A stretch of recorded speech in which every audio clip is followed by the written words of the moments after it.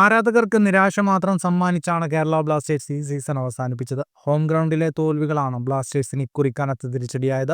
അവസാന 3 സീസണിൽ പ്ലേ ഓഫിൽ കളിച്ച ബ്ലാസ്റ്റേഴ്സ് ഇക്കുറി 8ാം സ്ഥാനത്തേക്ക് കൂപ്പുകുത്തി. ഇവാൻ മുക്കോവനോവിച്ചിന് പകരമെത്തിയ മിഗേൽ സ്റ്റാറയ്ക്ക് ഒന്നും ചെയ്യാനായില്ല. തുടർ തോൽവികൾ നേരിട്ടപ്പോൾ പാതി വഴിയിൽ സ്റ്റാറയെ പുറത്താക്കി. ഇതിനു പിന്നാലെ KP രാഹുലും പ്രീതം കോട്ടാലും ഉൾപ്പെടെ ഒരുപിടി താരങ്ങളെയും ഒഴിവാക്കി.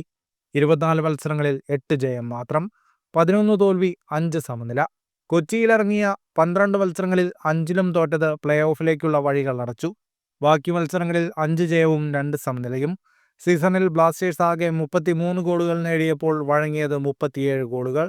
നായകൻ അഡ്രിയാലോണയ്ക്ക് ഇക്കുറി ഒറ്റ ഗോൾ പോലും നേടാനായില്ല എന്നത് മുതൽ തുടങ്ങുന്നു ബ്ലാസ്റ്റേഴ്സിന്റെ ദൗർബല്യങ്ങൾ. പ്രതിരോധ മധ്യനിരകൾ ദുരന്തമായി. ഗോളി സച്ചിൻ സുരേഷിനും മികവിന്റെ അടുത്തെങ്ങും എത്താനായില്ല. ജയിക്കാവുന്ന മിക്ക മത്സരങ്ങളും പ്രതിരോധ നിരയുടെയും സച്ചിന്റെയും പിഴവുകൾ കൊണ്ട് ബ്ലാസ്റ്റേഴ്സിന് നഷ്ടമായി. ടീമിനായി പൊരുതാൻ കഴിയുന്ന മികച്ച താരങ്ങളെ ടീമിലെത്തിക്കണമെന്ന ആരാധകരുടെ മുറവിളികൾക്ക് ചെവി കൊടുക്കാൻ പോലും ബ്ലാസ്റ്റേഴ്സ് മാനേജ്മെന്റ് ഇത്തവണയും തയ്യാറായില്ല. ഇന്ത്യയിലെ ഏറ്റവും വലിയ ആരാധക കൂട്ടായ്മയായ മഞ്ഞപ്പടയുടെ പരസ്യ പ്രതിഷേധങ്ങളും തുടർ തോൽവികളിൽ മുങ്ങിപ്പോയി. സീസണിൽ ആകെ ആശ്വസിക്കാനുള്ളത് ചരിത്രത്തിൽ ആദ്യമായി ചെന്നൈയിൻ FCയെ അവരുടെ മൈതാനത്ത് തോൽപ്പിച്ചത് മാത്രം. കൂടുതൽ ഫുട്ബോൾ വാർത്തകൾക്കായി ചാനൽ സബ്സ്ക്രൈബ് ചെയ്യൂ.